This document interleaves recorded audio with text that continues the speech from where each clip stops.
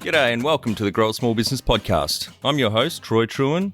Each week, we speak with an owner who has grown a business with 5 to 30 team members to something bigger. Diving into their numbers and unearthing the pain they've experienced, we explore what they did to overcome each barrier and what they would do differently from day one. Let's get into it. Welcome everyone. Today I'm interviewing Maddy Hearne and McKenzie Day from First Classification. They're based in Toronto, Canada. Thanks for your time, guys. Thank you for having us, Troy. Yes, thank you. Let's start with how we know each other. So we reached out on LinkedIn to see if you'd be interested in coming on the cast. So I really appreciate the time. And it's a first for the cast because we haven't had two people on at the same time. So tell our audience a bit about your business, what it does and how it makes money. Well, First Class Conferencing Facilitation is a tech startup that is based out of Toronto, Canada. It's a full-service event management company for virtual and hybrid events and meetings. By full service, I mean that our team can handle all aspects of online and hybrid meetings, and that's from start to finish. This can include creating concepts, organizing, planning, creating custom landing pages, different digital marketing strategies we've created and implemented, content and video creation, being tech support for the actual event, and then facilitating tech logistics of the meeting as well, and seeing through different things that may have to happen after the event. We have organized a slew of different types of meetings, from arbitrations and mediations, investigations, collective bargainings, AGMs, conferences, and so much more. Yeah, great. And I'm guessing you also do like events for prospects in the sales kind of realm as well. So definitely, yeah. Great. Oh, fantastic. And I'm imagining it would have been a much needed service in the last 2 years with COVID, everyone pretty much working from home. So that's been a big couple of years for you. Yeah. So it was founded on April 1st in 2020, which is about when COVID first hit. And we were never trying or planning to start a company, but the opportunity arose and we wanted to capitalize on it, of course. And we made FCCF what it is today. Yep. My mom is actually an arbitrator, and like many, her line of work was moved all virtual due to the pandemic. And so she was constantly calling me during her cases and asking different tech questions. And finally, one day, I just suggested to her that I sit in one of her virtual meetings and just controlled all of the tech and handled all the troubleshooting issues that arise so that she didn't have to pause the case and instead she could just focus on the case information. We tried it once and she absolutely loved it and told her friends about it. And within a matter of days, we had our first client.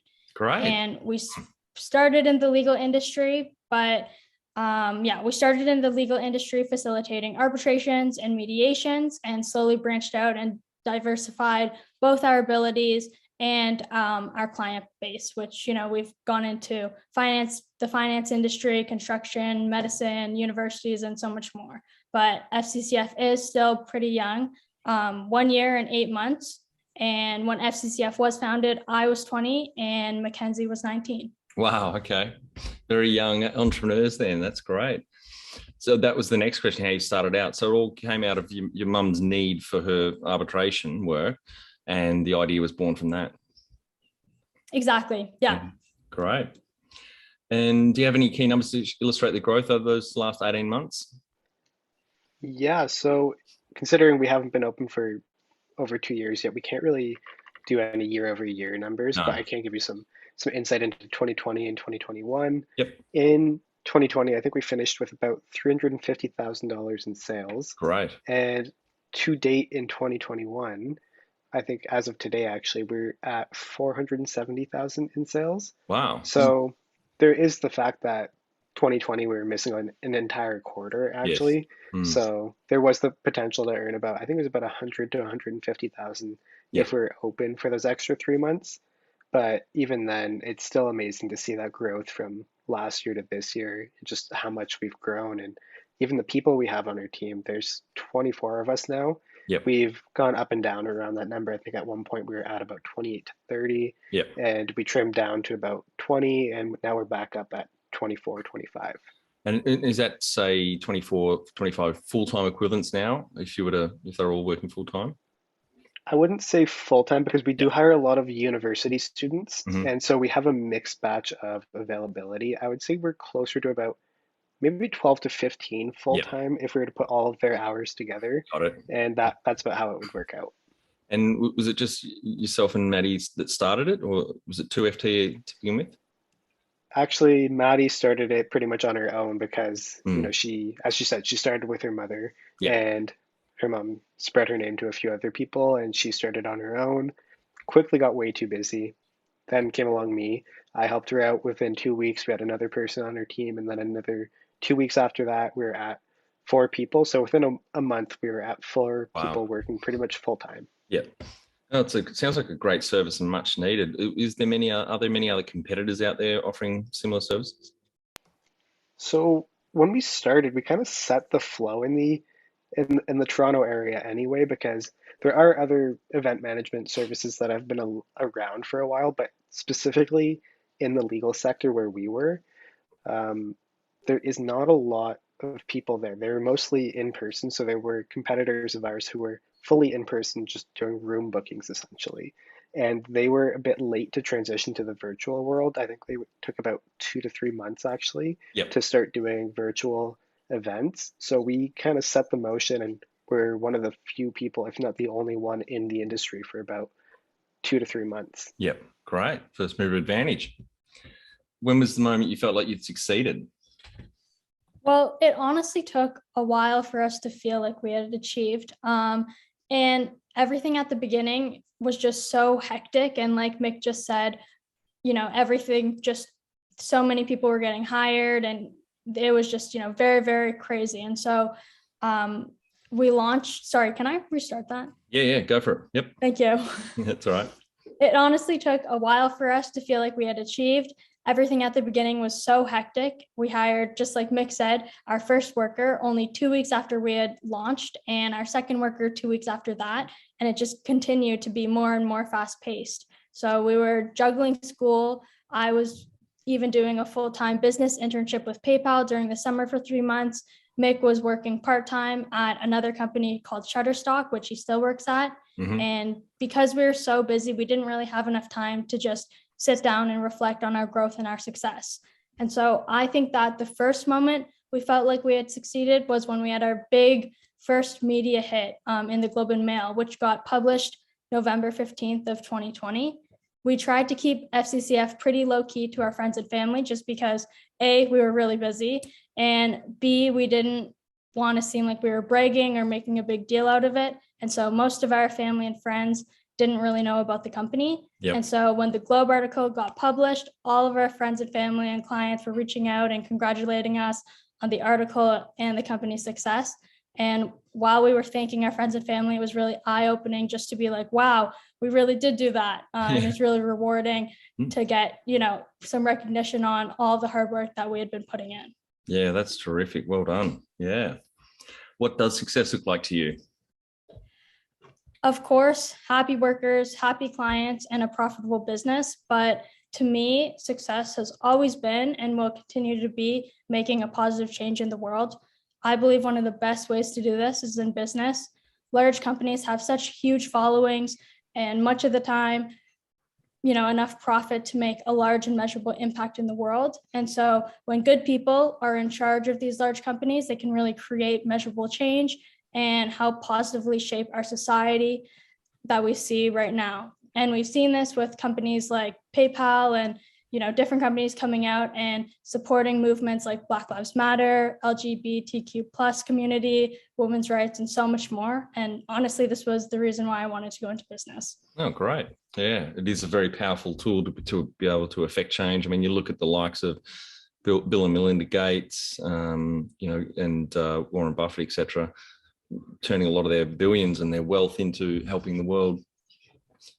Number one thing you'd recommend to marketing a fast-growing business?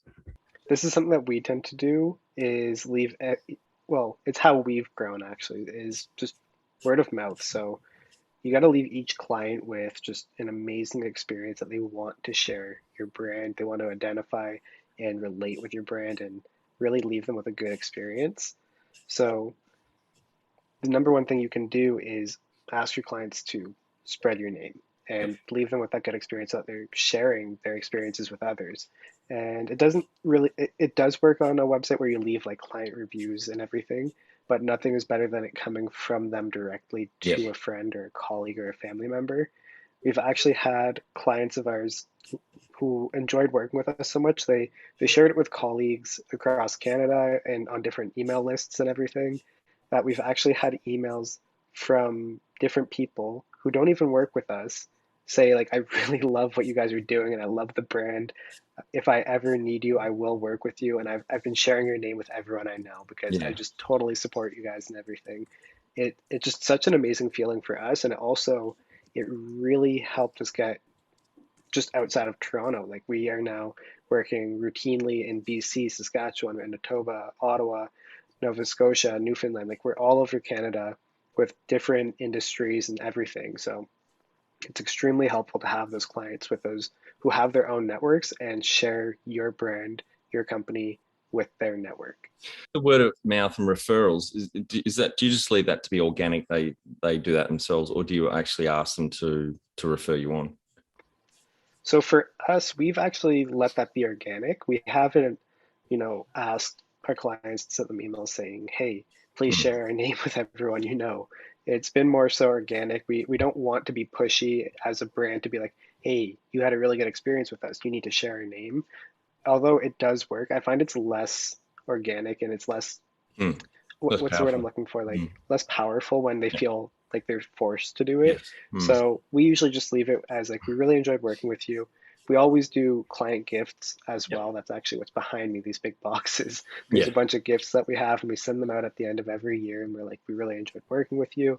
And we don't ask for anything from it. We just enjoyed working with them. And it usually kind of incites them to share our name and pass us along and recommend us to others. Just keeping that Yep. client relationship really good has promoted them to do that without us having to ask. Yep. Yeah, I think there's a middle ground though. I know what you mean by you don't want to be too pushy or salesy, but if you don't actually ask them, that doesn't always pop into their mind to think, oh, actually, they'll think, oh, yeah, I know two business owners that would need this service, and then that's their call to action. I think, yeah, there are ways you could gently do it. If Mhm. that's, but it sounds like you guys don't need any more business at the moment. Yeah, I think we could use a bit more. It's always welcome, but like you say, there's a fine balance, and it's about the way you go about that Yep. message and ask them to do it. Because it is true. It doesn't always pop into someone's mind like, oh, I should recommend this brand or this company because I had a really good experience with them. Yeah, there's a great book called Ask by Ryan Levesque. I don't know if either of you read that book. I have not, but if you suggest it, I will take a look at it. Yep. I think it would be a good one for you guys to read. I read it years ago, but yeah, it's. I totally agree with you on the your approach to not being too pushy, but there's sometimes there's a bit more you can do with the paid. You don't do any paid advertising, like niche down and say, for example, arbitrators, and test that you can build that niche. You don't do any paid ads to get in front of arbitrators, because the way I'd think about it is not as it being sales and pushy. It is, I can help more of these arbitrators with their job. It's going to be less stressful and they're going to focus on what they're great at doing. So we've done Google ads and LinkedIn ads actually, Yep. and it's kind of a hard market to penetrate because it's really more productive if you have the referral, Yep. because not many of the clients we're working with, like they're usually higher profile. They're very busy people. Like they're dealing with lawyers and very complex cases, and they have a lot on their plate. So they're not always going to click on ads, or they're not really converted by ads as much as they are by, a law firm bringing. We this is one of the ways we get new arbitrators is the counsel in their cases from a law firm has worked with us in other cases with different arbitrators, and they say first class is really good. We can have them as our facilitator in this meeting, and that's been very effective. So the paid ads hadn't really turned out as well as we'd hoped. It's really been the referrals that do the most. Yep. Yep. Great. How did you fund the business? This is my favorite part of this whole interview, I guess, because we started off and it didn't really cost a lot to start off because there's no office. We don't have to rent space or equipment, so we can cut that cost out immediately. All we had to pay for was a couple of Zoom licenses for ourselves, and $20 a month. We got started with that. We started sending emails for invites, collecting appearance sheets and whatnot, the whole 9 yards, and getting everything coordinated by email and phone. So already have a phone, already have an email. You just need the Zoom license. So we are also students. We're using our own personal savings to pay for the licenses at the start, and that's basically all we did. We had all of the expenses, ironically, going onto my student credit card, my student MasterCard, with a $500 limit, Yep. believe it or not. And then we collected all of the payments. This is my absolute favorite. We collected all of the payments not into my account to pay off the Mm. credit card, but into Maddie's account. So she had all the money coming in, I had all the money going out. And we obviously had to change that dynamic because it wasn't very sustainable in the long term, Yep. as we had to pay for more licenses, pay for more expenses with more people. So we got a business account. We transferred all of the funds. We have a business credit card, which I think it has like a limit of like 20,000 or something. And I'm Yep. just like, oh my God. Yeah. From a student credit card at 500 to what Yeah. that is, I'm just like, oh my God. And yeah, so that's how we started, was just our personal savings, not collecting any credit card points because, Yep. student cards don't have a good Hmm. point system, Yep. and just paying for it ourselves. And then as we finally got established with the company account, the company credit card and everything, we can start paying for stuff with Yep. like the business revenue. Yeah, great. If you were to start up today with plenty of funding, would you go into your industry? I would say 100%. It would definitely be harder as the market now is a little bit saturated, and we had a few things riding on our side in that it was a good time with COVID just coming out, and tech is though just a very safe and timely thing to be in, and so yeah, we would 100% do this all again. Yep, great. Can you outline the most stressful point in your small business growth journey so our audience can learn from it? Absolutely. So I would have to say this would be during our earliest growth stages, probably around the time of the Globe and Mail article, because that actually got a lot of traction and a lot of clients from that article. It kind of validated or verified us as a business in people's minds, and a lot of people said, I've heard about you before. I was a bit hesitant, but seeing you in the Globe and Mail, that sold it for me. Yep. So we got really busy around that time, November, December, January. And I think if I looked at the reports, I think that was also our busiest month, where we had, if our average and monthly revenue was like 40 to 50,000, we were at like 70 or $80,000 Wow. in Yeah. sales. So we were very overwhelmed with the client demand, and we were also very short staffed because of that demand. So we were constantly booking everyone to their like fullest capacity, and we were working overtime to just make sure ends were being met. And it was crazy. We were just so busy. It was so stressful trying to manage everything, and going into the holidays, we're getting ready for gifts and everything. And it was really difficult to manage our own time and the burnout that we're going through, because we're working like 60, 70 hours a week easily. So that was definitely the busiest and most stressful time of our lives. Also, there was another situation where we felt like we failed for a client because we put a facilitator on a case. They had booked this about 6 months in advance, had 3 or 4 test sessions, went through the whole 9 yards. All the coordination was done with the facilitator and everything. An hour before the event, they call us and they're like, I'm not ready for this. I can't do this. And so we immediately dropped everything for the day. The facilitator was like, I can do like an hour of it, and then I have to hop off, and they just kind of like left midway through the meeting. I had to hop on, transfer everything over. The recording got screwed up, the presentation flow got screwed up, and it was just like, it was disastrous for us, because we're like, everything until now has been so good. We've not had a single failure. We've not had a mess up like this ever. So that was like really hard for us to deal with, personally and professionally, feeling like we let it down a client. We waived over 50% of the fee on the invoice, and the client ultimately was very like happy that we acknowledged that, and we're very flexible with the payment and everything. So they still work with us, but it was really Yeah. hard for us to go through that. And it was very difficult to have that stress on our plate, especially when we're already dealing with other clients throughout the day. So what I would say in terms of like what did I learn from it? Um, hire a therapist for sure. Yeah. I wish I would have done that sooner, but Yeah. I do talk to a therapist probably once or twice a month, and it's good to be proactive and prepared. Your mental health is extremely important to yourself Mhm.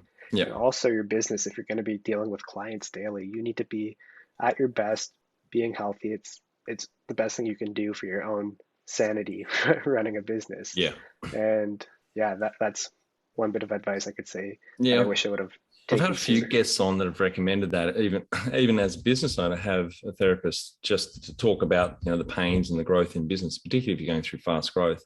Yeah, that is really good advice. What area in business do you feel you've had to work on the most to add the greatest value? Personally, for me, I'd have to say it's my confidence. I was not always a very confident person. I was very anxious growing up, and I had a lot of anxiety, social anxiety that I had to overcome.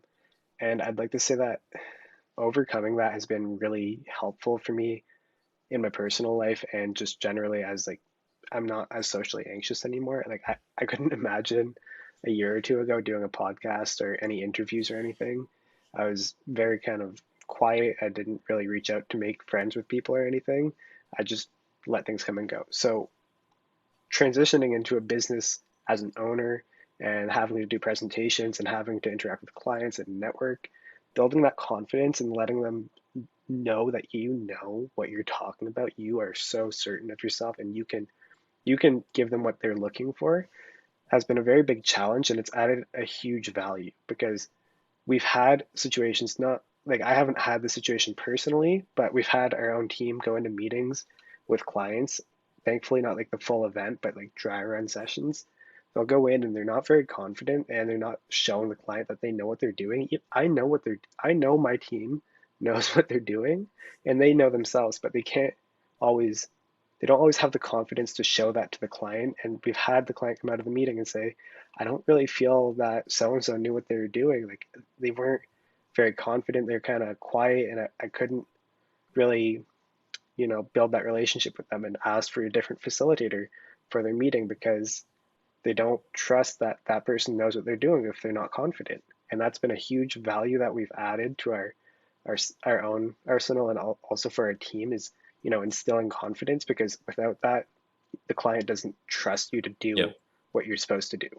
So is that something that you've picked up from that point and then you've rolled that into either upstream to recruitment? So you look for particular types of people that may be a bit more social, or is it something that, it's just something you can train and coach into your team?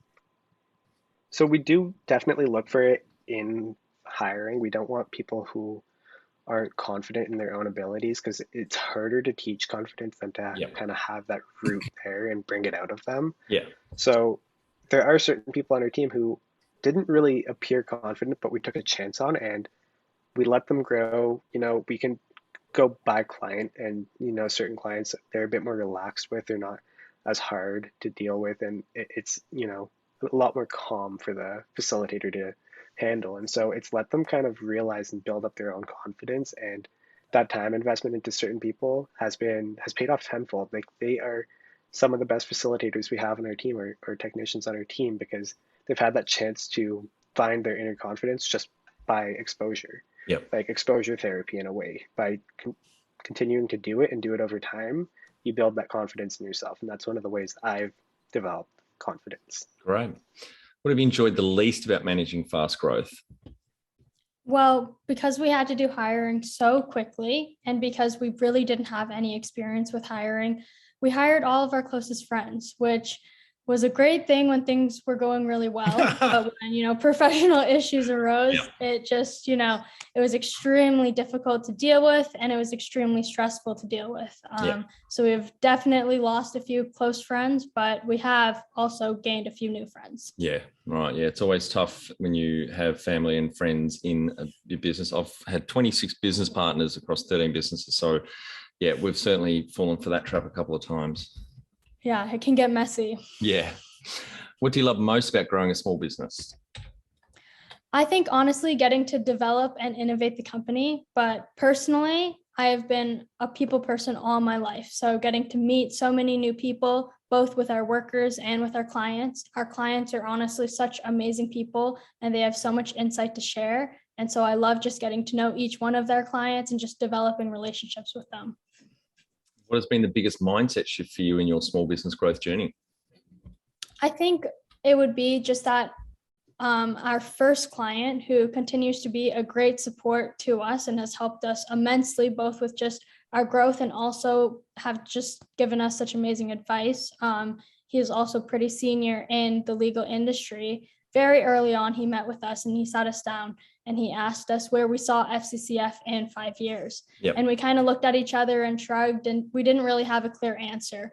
And we didn't know if we wanted to, sell it in 5 years or focus on school or the company or any of that. And he looked at us and he told us that we need to be 100% committed to building the company and that we can't do it half-ass. And This really solidified going all in and giving it our all. And we really embodied that. And we can definitely say that much of the success that FCCF has seen is attributed to, having this mindset. Yeah, great.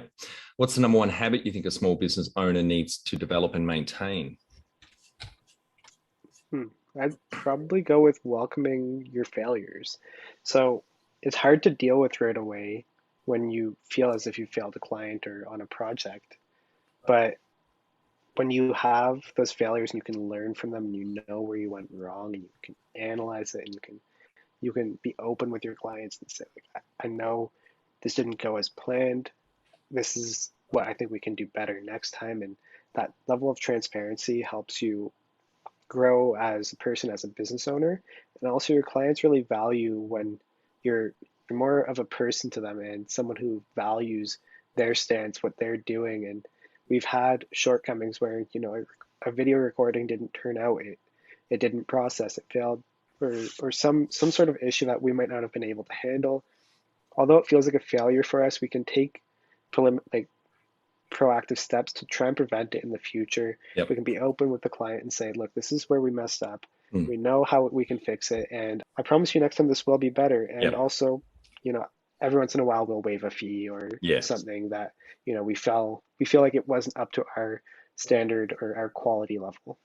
Yeah, I think that's a good approach because we are human and we're going to fuck things up. The important thing is how we deal with those mistakes, I think, and particularly when you're a manager or a leader, if you chastise or, are harsh on people when they make mistakes, then that just breeds a terrible culture and it's one of fear, and it's a very short-term thing that any success is going to come from. But it reminds me of one of my favorite Einstein quotes: a person who never made a mistake never tried anything new. I just think it's a great attitude to have, that it's all right, we're going to make mistakes. Let's own up to them, particularly with the clients. As you point you just made, something I also follow is, right, what can we do differently so that doesn't happen again, and just learn from it and move on. Don't beat yourself up about the past. Exactly. And exactly what you said there. Don't beat yourself up about the past. While you can be open and welcoming to your failures, you can't beat yourself up about it. You got to do better. You got to learn from it. And all I see mistakes as are learning exactly opportunities. A learning opportunity. Yep. It's the best way to learn. Yeah. Be the change you want to see in your business. Become more productive and less stressed with our free Transform Your Performance online course. Once you see the benefits, put your entire team through the course at no cost. We start out by telling you the secret to guaranteed success. Then over 100 lessons help you be more focused, present, productive, and feel more in control about work. growasmallbusiness.com. Can you talk to how you've added people to the team, some wins, mistakes, and advice for those listening? Well, like I said before, hiring all of our closest friends was not the best idea. And it did at times, result in Mick and I feeling alone. But then when we started hiring more people that we didn't know, at first we were looking more at personality, and we were having it way more than it should have. And when you hire just so many people with strong personalities, it can create a lot of conflict. And so, that was definitely not weighing personality as much as it should have. Yeah, right. And I'd also like to mention high turnover can cost a lot of money with having to do interviewing and training, et cetera, all over and over and over again. So quality is definitely better than quantity. And at one point, like Mick said, we had grown to a team of around 28, but we're now at 24, which is the perfect number to be at. Yeah, I think there was a Harvard article I read a few years ago, which estimated the true cost of having to replace someone is something like 10 times their salary, because all the hidden costs of not just retraining and hiring costs, but the time, the lost profit, from the onboarding and then making mistakes, etc. So yeah, it's really, really important. Have you guys studied much on the recruitment process? Because I think a lot of small business owners go short on this. They especially early on, they suffer from the warm body syndrome. They'll just need someone in the seat. I don't care. But those that hold out and follow a proper, really thorough process and only let A players on the bus, it pays off in the long run. Have you guys invested much in setting up a solid recruitment process?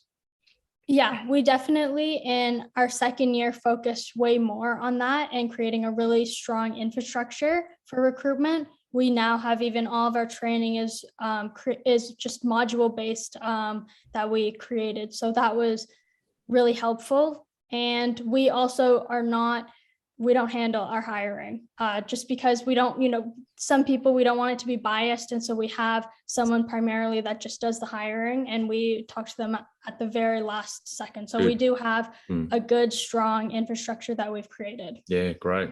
Well done. What are some things you'd recommend to building a sustainable and kick-ass culture to help with the growth?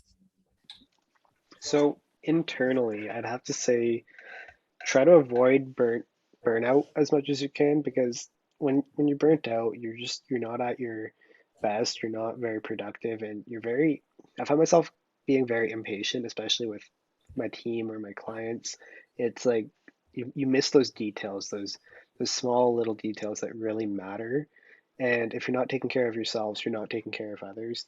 Like they say, you got to put the mask on first before you can help others. Yep. So taking care of yourself allows you to, give people the best of you and to your team and to your clients. So it really helps, promote a positive working culture. And also company culture is just in general is so important in this day and age. So taking care of our workers and making sure they're happy, prioritizing mental health has been very, very front and center to us and our team. And we try to make, especially virtually, we have to take that extra step to make sure we're prioritizing mental health and company culture, because there's not an office to just interact with people. You have to actively stay on top of it. Yeah. So totally. there's also the idea of standing up and being a part of movements like BLM and LGBTQ plus and letting people know that you're working to make our world a better place, and actively partake in these movements to let your team know that it's a welcome and open place for people of all types. So that's another thing we prioritize to promote a healthy culture. And investing in your team is one of the best things you can do. Giving them that room to grow and be the best of themselves, it can really surprise you in what your team can actually do, and it lets them know that they're valued and that what they contribute is actually valued and heard.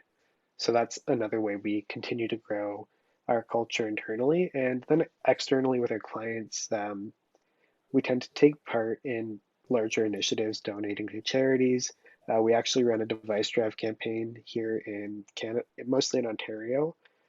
We're collecting devices for Afghan refugees in Canada right now because of what's happening in Afghanistan. So we have a program going on for that. And it really lets people know that we are trying to, promote positivity. Yep. No, terrific, guys. Tell our audience how you've handled balance. Well, we're not the best at this, and we're definitely still working to create healthier boundaries with work. I personally was an elite competitive dancer for 10 or 12 years when I was younger, so I still love to dance now. And Mick was a competitive hockey player when he was younger, and so he still likes to skate and play hockey. We also have a Bernedoodle dog named Chase, who is FCCS Chief Bernedoodle Officer, and we love spending time with him too. Yep. We're both fairly active people, and so in the winter we love snowboarding. We love going lake surfing in the summer, rock climbing, and all that stuff. So yeah. Yeah, great. Sounds very much like Tasmanians, Canadians, apparently very similar, very outdoorsy, rugged. Yeah, I've certainly had trouble early on as well. How have you found, because you guys are almost 2 years in, how have you found being able to let go when you're not actually working? You know, the business thoughts or the ideas running through your head. Have you guys struggled with that at all? You've been able to put a cap on it? Yeah, we've definitely struggled with this. And even like myself late at night, like in bed, I'll just be thinking of like, it's really hard for me to shut off thinking and shut off working. So I've definitely struggled with that. But like Mick said, having a therapist and talking over that stuff has been very helpful. Yeah, great.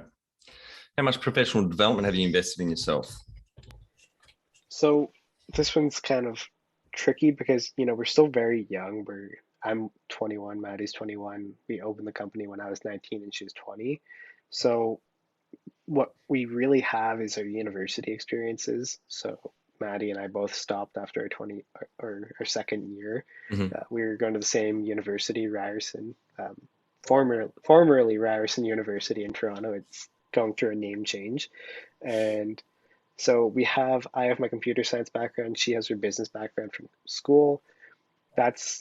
I don't know how many hours of school, but there's a lot of that. We also have our professional experiences I work at Shutterstock. I work at another managed service provider called Owl Networks. I do some independent tech support, just with family, friends, and stuff like that through referrals. And so I have a lot of experience in a variety of places in the tech industry just from what I do professionally. And Maddy she did a PayPal internship with PayPal in Toronto, and she learned a lot about marketing and business operations from that internship. So I think cumulatively, we each probably have a couple thousand, if not more, hours invested in ourselves, and just learning just to learn about business operations and technology. And I consider school, because university, it's voluntary. I consider it kind of professional, like a professional development I sort of thing, because we we have to pay a lot of money for it. And also I do a lot of like online tutorials. I don't have like one set place I go to, but YouTube's always a great resource if you can find a good creator on there who actually is quite knowledgeable in the field, and a variety of articles online. It's a matter of finding the right resources, though. I don't trust everything I read. I usually try and take something I see online and actually apply it and test it out and see if it's something that actually will work, because a lot of the times it's someone just writing something because it's trendy right now.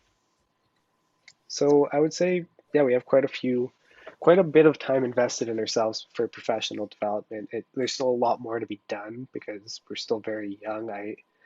I would say a lot of what we do in the company as well is professional development, because we're very open with our clients. And when we try something new, we're not going to be like, yeah, we've done this 100 times before, don't worry about it. If we're actually trying something new and we haven't done it before, we'll be open and honest with them. We're like, we haven't really done this before. Would you like to try it out? It's not going like, we're not going to bill you a ton for it. We would like to actually just experiment with it and see where we can go with it. And if they really like it, then we know we found something good and we can try it with other clients. But that a lot of it comes as we grow, we learn more, we try more, and we're very open with our clients about that. Great. Have you had mentors or coaches along the way? Well, in terms of mentors and coaches, our clients have honestly been so helpful in giving us advice about the company, referring us, helping us just refine our services, and helping us get into different industries. My dad is also an established CFO, and so he's given us lots of advice internally with our team, our clients, and our finances, of course. And like I said, my mom is an arbitrator, and so she helped us a lot getting off of the ground and giving us advice and all of that stuff within the industry. Yeah, good. Do you have a board of directors or advisors? We don't technically have like directors or advisors above ourselves. We legally are the two directors of the company. I believe we're 50-50 split as shareholders, so we're the only ones who are technically on that board. We do actually really talk to our clients a lot about development ideas, or Maddy's parents, who are very knowledgeable, as they are very well established individuals in their field. And we like to bounce ideas off of a few of our clients who have been with us from the beginning and who really value us as a company and the relationship we've built. And we tend to go to them for advice quite often. Yeah. And do you and Maddy meet formally to discuss like the strategy of the business? We actually live together, so some days we wish we didn't have to meet in person. Or Yeah. Well, I'd encourage you to think about even a quarterly schedule. If you guys are growing fast, it's quite fast growth. It should be monthly, but even start with quarterly. And you'd be surprised if you ask some of these mentors. So Maddy, maybe your dad from the finance side of things, and a couple other clients, maybe from a marketing, they've got a niche in marketing. And just say, would you have an hour for us once a quarter? You can even do it on Zoom if they're disparately, geographically displaced. But and it makes you stop and pause, because fast growth is busy. You're in the trenches, you're in the weeds. But to at least every 3 months say, hang on, where are we going? Do we need to change anything, pivot? How are our KPIs, etc.? It's a really powerful thing. You'd be surprised. And also having those independent people that aren't working in the business and thinking about it all the time, they bring new ideas or just challenge you on why, these numbers going down, why aren't we doing something about that? This is the third month in a row, for example. Yeah, 100%. That's a great idea. All right, guys, we're on our final 5 questions. What do you think is the hardest thing in growing a small business? Now, our answer may be different in 5 or 10 years, but for now, we would say when we entered year 2. During year 1, you're cute and new, and in year 2, it's more make or break. And you're no longer cute, and you need to keep innovating your services, growing into a larger business. You need to keep delivering for your clients, refining and offering new things that, so your clients keep coming back. Internally, we had to build a sustainable infrastructure before everyone was going to Mick, myself, and our COO, Kira, and it wasn't very sustainable. And so we had to make a strong infrastructure with managers, a marketing team, a web dev team, and all of that stuff. So year 2 has definitely been a challenge, but we're the type of people to never back down from a challenge. Yeah, good. Favorite business book which has helped you the most? Definitely, I would say Good to Great by Jim Collins. One of the most important things that I think he mentions is that it's, putting the right people on the bus is very, very important, and good people solve problems, which has helped me definitely in this journey. Another thing that he mentions that really resonates with me is just having big, audacious goals and going after them and tackling them. And once you achieve those goals, then to create new goals and continue to do that. Yeah, totally agree. Yeah, the bus analogy is one of my favorite quotes from Jim Collins. People aren't your most important asset. The right people are. Get the right people on the bus, wrong people off. And I think just as importantly, the right people in the right seats. It's so simple but powerful the way that sentence. 100%.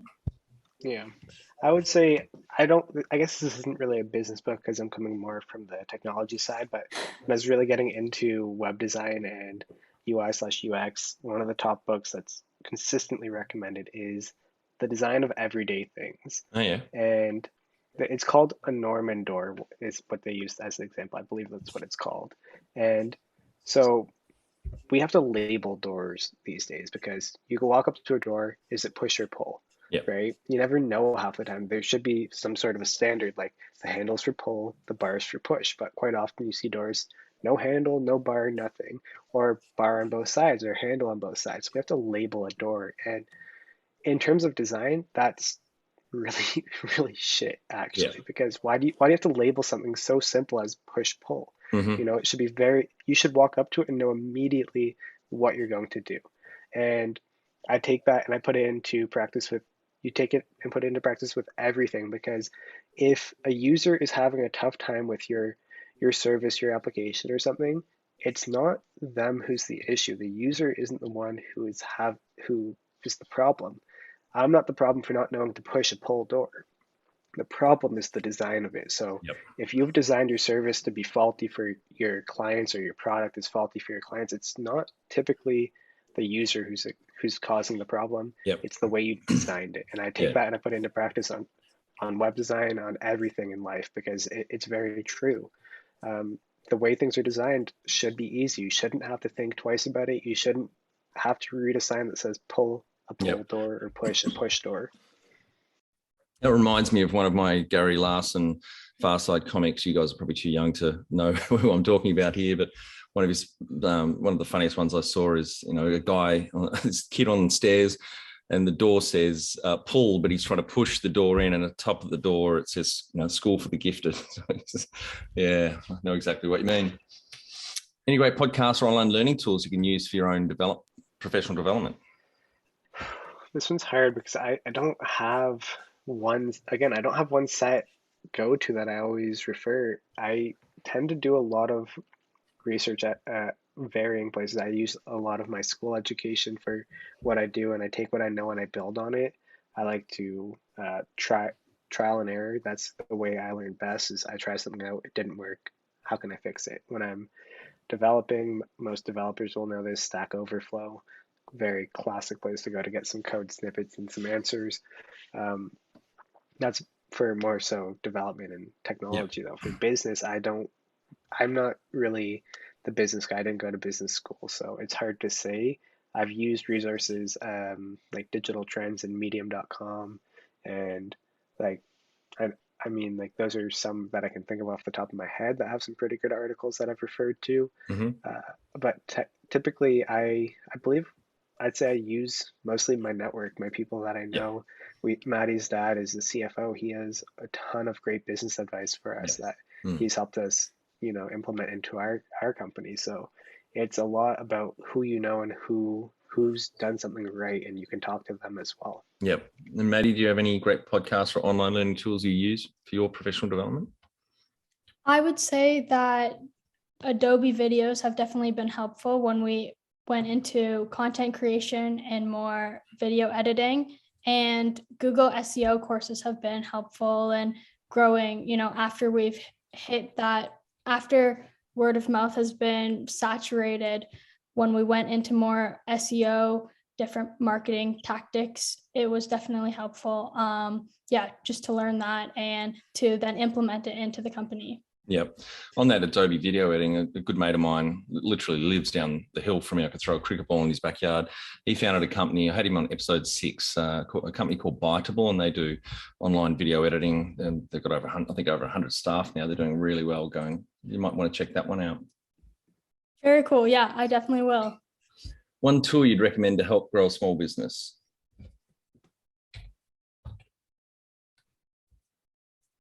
Sorry. I'd say it's kind of subjective by industry, because, if you're in a service industry or if you're in a product industry, it's going to be very different. But one thing I would think to be very universal is your own personal organization. This is something I struggle with quite often. I have, I think, 5 inboxes, 5 calendars that I manage, because I had my school calendar in inbox. I had one for Shutterstock. I had one for the company, my personal inbox, and the other company I work at, Owl Networks. So managing all of those was very hard. I found a way that worked for me. Me being as young as I am, I didn't realize, organizing your inbox usually meant archiving emails. I didn't know what the archive did. I mean, I wasn't part of the generation that grew up and went and had all of the courses for that. I got an inbox and I saw emails come in. Yeah. But I've become very proactive at organizing my inbox, my calendars, and everything. The best tool I have for keeping projects and everything organized, and this helps me from not being so overwhelmed, making sure I'm on task, I'm on time, I've got my projects organized. I use Notion. I find it very helpful. It has very good support. You have databases that you can link to. You can create multiple pages, a really good hierarchy by project, by client, by personal, by work, and all of this stuff. And you can integrate it into team workflows. And it's just been immensely helpful in getting my thoughts down, organizing my life, getting the projects where I need them to be. And I've got it synced up with my Windows desktop, my Mac PC, my Google phone. So it's cross-compatible with everything, which is really helpful. Yeah, a few friends are using Notion. I'm about to test it over the Christmas break and probably move to it. They're raving about it as well. What about Maddy? Do you have any tool, one tool you'd recommend to help grow a small business? I honestly would just agree with Mick in that Notion is very, very helpful in just staying organized. Yeah. So do you guys use Notion for managing all your projects, or do you use something like Basecamp for your client work? So we, as an organization, have Google Workspaces, Yeah, which is as awesome. they've renamed it. Yeah. I love Google. Its automations, its AI is just insane. It's been extremely helpful in keeping us organized, sharing folders and projects with clients so that we can collaborate on documents, videos, presentations, and everything. We also, at the same time, have Microsoft 365 set up because we use Teams quite often. We also, there's certain restrictions with different locations on accessing Google Documents and the Google Workspace kind of cloud platform. So we have to use Microsoft because it's actually quite more universal. And so we use those to keep most of our projects organized, our files, data backups, and everything. And we've tried Asana. We tried Asana to keep track of projects with the team, and it didn't really turn out. Our team didn't use it as we had hoped. So, we tried it out. It didn't work. Have you looked at Monday.com or Basecamp? We were looking at Monday.com, and I think we didn't look at Basecamp, but we did look at Monday, and we looked at, there's one other, Toggle, I think it is. Right. Toggle Track or Toggle projects or something, and they're pretty good too because they can do time tracking with the projects as well. So that was pretty convenient. Have a look at Basecamp. I think, McKenzie, you'll particularly like Basecamp. They used to be called 37 Signals, founded by a bunch of nerds. They created the Ruby on Rails framework. So really successful company. And they've got a couple of good books out there called Remote and Rework, which I've read. They're really good books, and they've always been, remote working from day one. I think one of the founders lives in Copenhagen, and one of the other ones is in Chicago. The team's always been displaced. So I think, you might. I haven't tested the platform. I will be doing that over Christmas as well, but might be another one for you to check out. It kind of looks like Notion in a way too. Notion and Asana, or Notion and Monday almost. Yeah. So that is pretty cool. Yeah. All right, guys. Finally, my favorite question: what would you tell yourself on day one of starting out? Definitely to trust your instinct more. I've wasted so much time going back and forth on different decisions and getting, different people's perspectives. So trust your instinct and then be confident about the decision that you make. Also, do not overpay people at the beginning. Mick and I, we had the frame of mind that we were just giving our friends summer jobs. And so it made it very, very difficult when we were hardly making any profit at that time. And it caused a few different issues, both when we started running into expenses and wanting to invest more money into the company, but also with our workers, because after, year one, we go into year two and they're expecting more growth, even though they're being overpaid for the position that they're working. They're expecting more growth, and then they feel undervalued after the first year just because there's no growth in that position. Yeah, and that's where I think that there's real value in putting in even an advisory board really early on, because they'll challenge you in your thinking or your practices well before you learn from your mistakes. So, for example, your dad with a financial mind might say, hang on, we need to pay market rates, and we need to talk about with the team members like that and not overpay them. And so I'm a big advocate for obviously putting an advisory board in early, because it does challenge your thinking. Yeah, that's a good point. I like to play, Maddy and I sometimes argue about this because I don't always say it when I do, but I like to play devil's advocate. And sometimes I get on her nerves by the way I question her. Yep. But it's the best way I can kind of, hear what we're proposing and also what the counter might be to that. So playing devil's advocate with yourself or even just someone else, it really gets the cogs turning, or whatever the saying is, and you can really think about what the opposition might be on that. Yeah. And McKenzie, what would you tell yourself on day one of starting out? Yeah, I mean, I don't think it's the exact same thing I had in my mind at that time, but it was something along the lines of, you can't stop working as hard as you did when things were slow as you will be working when things are going really good. Just because, you're feeling like you've made a successful business and you're doing really good and you've got good revenue, good sales, you can't stop the ball. Like, you got to keep that ball rolling just as hard as you were when you were getting this company off the ground, because that attention to detail, that level of input is what got you to where you are, and it's going to keep you growing, and it's going to keep building from there. Yeah, great. Well, thanks, guys. Congratulations on a wonderful growth in a bit over 18 months now, starting one full-time equivalent with Maddy and now around 12 to 15, and phenomenal growth. So, and a nice niche service that you're providing. You guys are having fun. You're enjoying the growing pains, and well done to you and the team. Thank you so much for having us on, Troy. No worries. Yes, thank you. And for our audience, we would greatly appreciate a review in iTunes or whatever platform you listen to us on. More reviews means we bubble up higher in iTunes, etc. So more business owners looking for podcast help with their growth will find us.